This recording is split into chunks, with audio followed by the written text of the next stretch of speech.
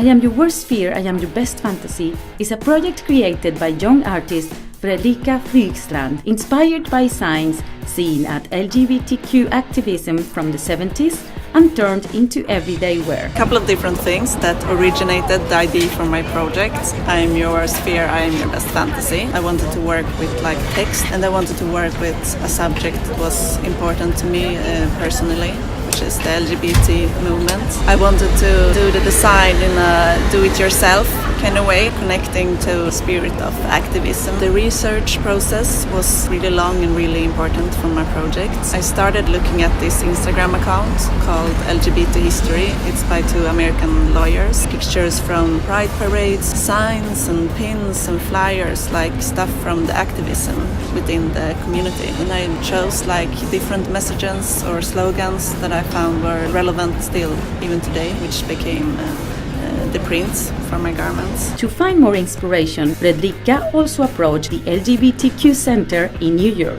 and she even got in contact with some of the people she saw on photographs carrying some of the messages she selected for her prints. This woman, Donna Gottschalk, who is holding a sign, I looked her up on Facebook and I wrote to her. She told me a bit about her life as a lesbian activist in California and New York during the 70s. She gave me some background info, though she didn't know who came up with this message on the sign. But I decided it to be the name of my project because I think it really captures the straight gaze on queer people, a sense of both fascination and also fear or homophobia. I see the t-shirt as a modern day protest sign.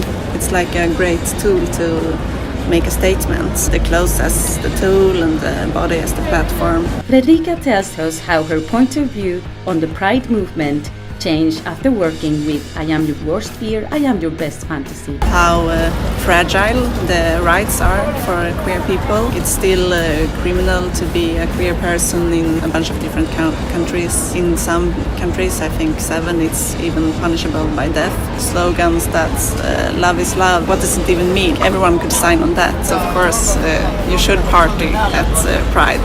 That's amazing. I hope for people more to recognize that Pride or the movement is still a struggle for human rights. For more on local events and other Stockholm stories, go to yourlivingcity.com.